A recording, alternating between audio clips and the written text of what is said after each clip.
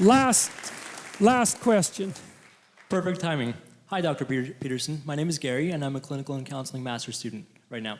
And so one of the key ideas that's been surfacing time and time again in your lectures is the idea that phenomenology is structured and flows mythologically.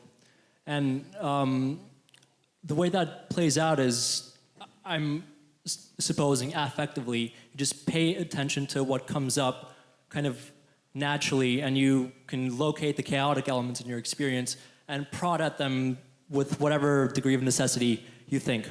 So trying to situate this within the clinical context, we can conceptualize psychotherapy as a kind of guided journey, just as you touched on in this lecture, where it's more of a meta journey in a sense, a meta-heroic journey. I don't know how you want to think about it. But just for those of us who are interested in kind of grounding and implementing these ideas within psychotherapeutic practice, what should we watch out for in the process itself? What comes up? What should we be afraid of or fearful of or cautious about, or what should we tend towards? That's my question. Well, I think one of the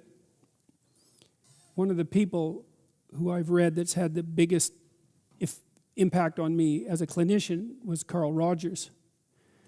And the reason for that is that Carl Rogers put tremendous emphasis on listening. Like, it's almost impossible to overestimate how useful it is to listen to your clients. Like, you need a meta scheme in some sense.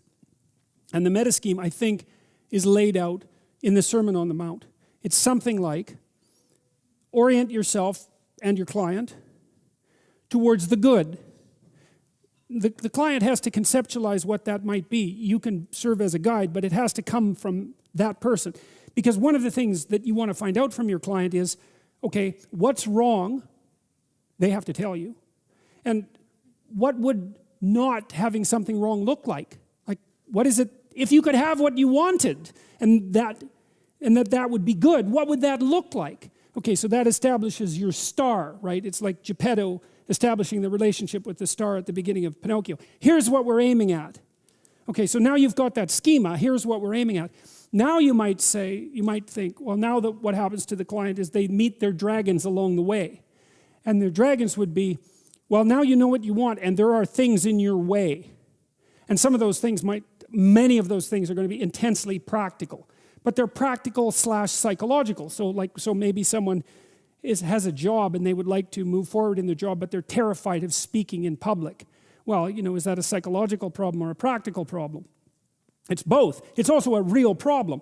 In many positions, unless you can speak fluently, publicly, you're going to hit a ceiling and you're not going to go anywhere. And so for the person to move towards that goal, then they have to confront the obstacles that manifest themselves within that framework. And part of your job as a clinician is to identify the obstacles and to discriminate them from things they don't have to worry about, right?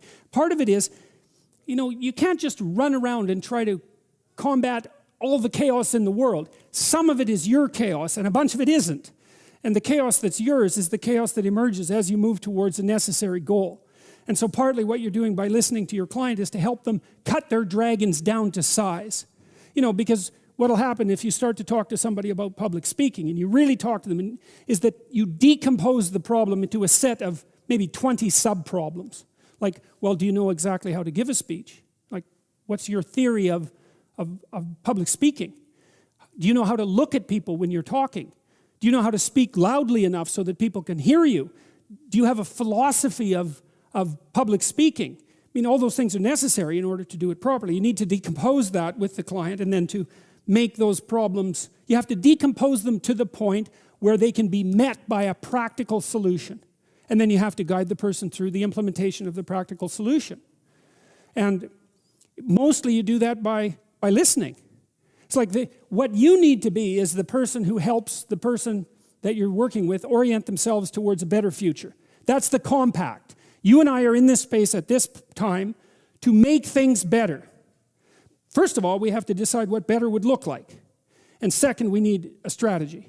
And third, we need to, once we have that, we're going to see the obstacles.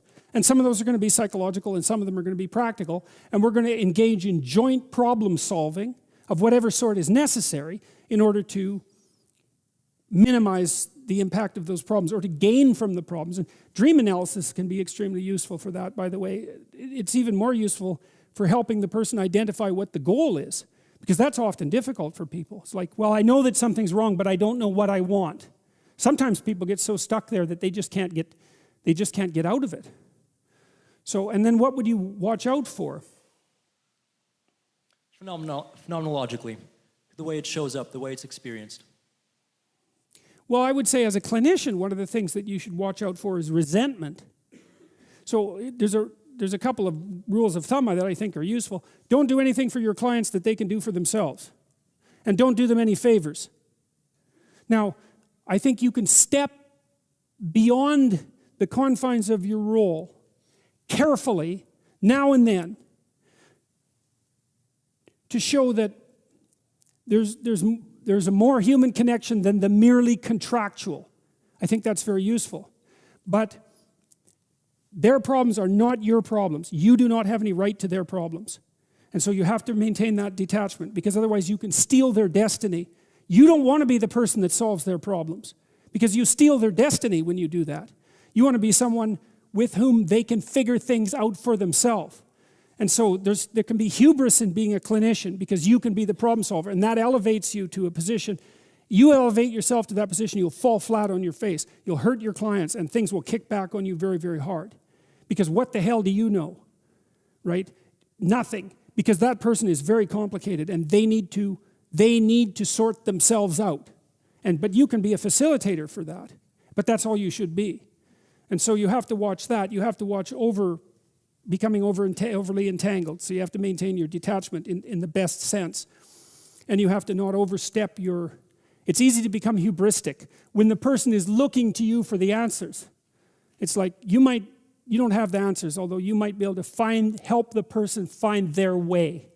That's what you do with everyone you love too, right? I mean, you don't provide them with the answers, because then they become little clones of you. And unhappy, bitter, resentful, and angry little clones of you, because you've usurped their destiny. And so the same thing applies within familial arrangements or friendships, all of that. So